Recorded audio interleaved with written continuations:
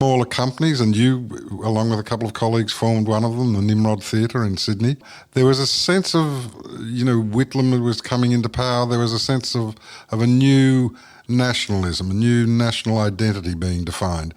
How exciting were those days for you? Very exciting indeed. We didn't quite realise, of course, we were part of a boom. You only find that in retrospect.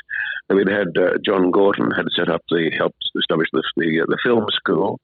Don Dunstan had launched the Adelaide Festival. Whitlam, of course, was an enormous patron of the arts and a great intellect. So it was a very, very lively art scene. And people were starting to come back. I wasn't the only one who came back. Others, colleagues of mine too, had been to England. And we all felt it was time to come back and do something here and create something in Australia. And we all tended to coincide around the same idea. Well, and certainly that idea was got an enormous boost from your production of The Legend of King O'Malley by Michael Boddy and Bob Ellis.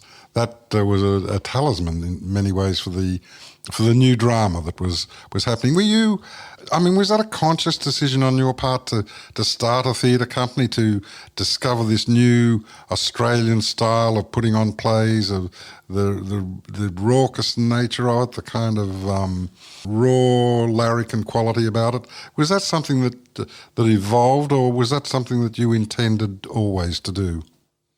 No, I had not intended it, actually.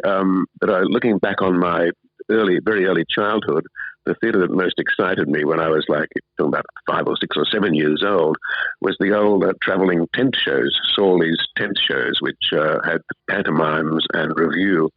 And that's what I grew up with in my earliest years, the theatre that most excited me. So I guess when I got the opportunity to direct The Legend of King O'Malley, that was the fund I drew from. And it was that kind of, as you say, raucous, larrikin, noisy, revue-style theatre that just seemed to come back into its own at that time. It seemed to coincide with this new nationalism and the kind of theatre that people like Jack Hibbert and David Williamson were creating, very self-consciously and noisy kind of Australian statement. And so I think it was part of that. And there were colleagues, particularly the late Ken Haller, who was my friend from university. He and I got together and started the Nimrod Theatre with the help of others, of course, but we turned that old stable in King's Cross into something that became, I think, quite significant, and a lot of Australian theatre tended to follow that path after that. And so there was not only the new wave of writing of the writers you've mentioned, but you also took the step to decide, for whatever mad reasons were going on in your head at the time, you decided to apply this new style of Australianness to Shakespeare, of all people. Yes, I did, and I'm very glad I did that. I think there had been. The fashion had been for Australian actors and Australian theatre in general to imitate the English way of doing Shakespeare. So you had to put on a very sort of proper voice, and productions were very traditional and done in the English way. And when I came back to Australia in 1970, I thought that could no longer apply. That would seem such a step backwards, given the new sort of nationalist feeling in the air. And so I very consciously set about to make Shakespeare our own, not by changing the words or changing the play, but simply using our own voices and our own landscapes, if you like, and points of reference to say to the audiences, this isn't about far away and long ago, it's about us here and now. And that was the policy that I started at the Nimrod and then carried on later on into the Bell Shakespeare Company. I remember those productions so well with such affection, and now almost 40, 50 years later, they're still very, very vivid in my mind. But I'm also I also remember that at the time there were traditionalists who thought, oh no, you've gone too far. Well, yes, of course there were. I mean, I can't blame them. People don't like a sudden shock, and the people have been building up certain values and aesthetics over a period.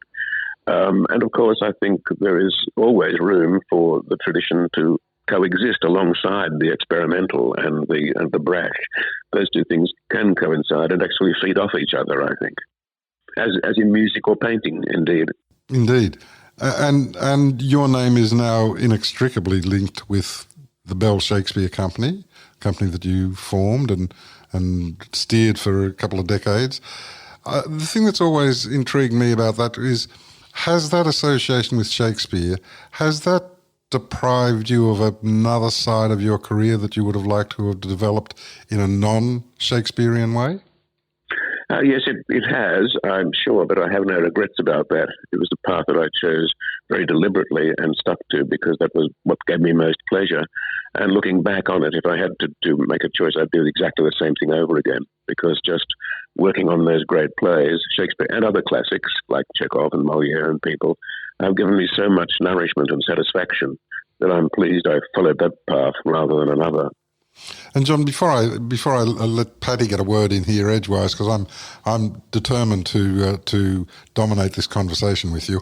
You mentioned Sawley's, and I remember Sawley's travelling tent shows. I grew up in Wagga Wagga, and we used to get them through. And in exchange for putting the poster up in the shop window, in the cafe window, we'd get tickets to the shows. And I remember Bobby LeBrun and all the great vaudeville artists that went through there, but. What were your other non-theatre influences? Was Hollywood a big thing for you? Was pop music? Did they influence you? What books were you reading at that time?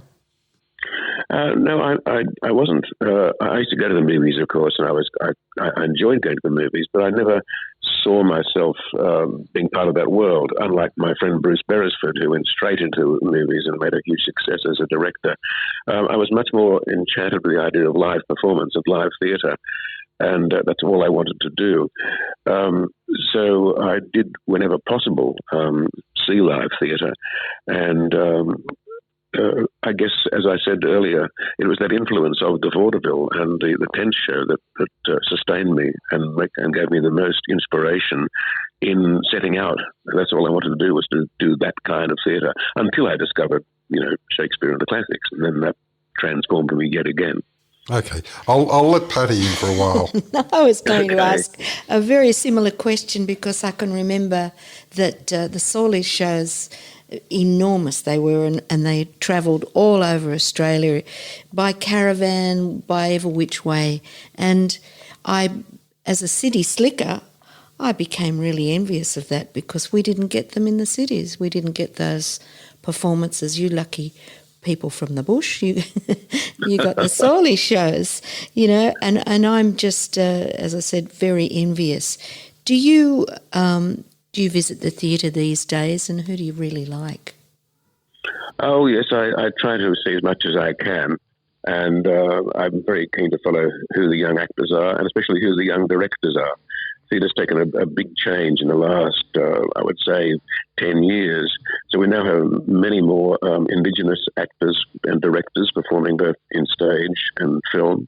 A lot more female directors and artistic directors, and this has changed the nature of theatre considerably, and the choice of repertoire and the way plays are seen. And of course, we're still trying to open up, I guess, to more non-Anglo people, actors from Asia, from parts of Europe, who in the old days wouldn't have got a Guernsey. It was such a sort of Anglo-centric activity. So now I think theatre is really starting to reflect who we are as a nation, and that's been a big milestone. Is there mutual respect between sort of the old directors, the mature directors like yourself, and the young ones? Do you, converse and compare notes? Well, as with all human life, there are differences. Some of the older directors might very much begrudge the young ones pushing them off the perch. I myself have always tried to encourage young directors, and I do enjoy talking to them and listening to their ideas and seeing what they do. We don't have to always agree on everything, and I don't always have to approve of what they're doing, but I understand that now their turn. I've had my go for the last 60 years or more, and so I'm very happy to make way and let the younger people take over the reins and show me what they can do. That's great to hear, isn't it? Some people don't think like that, and how admirable. Very nice. Well, I think we have to leave a legacy of some sort, so I've always been conscious of that. And in fact, I have set up on the Central Coast here in Australia, in New South Wales, an arts foundation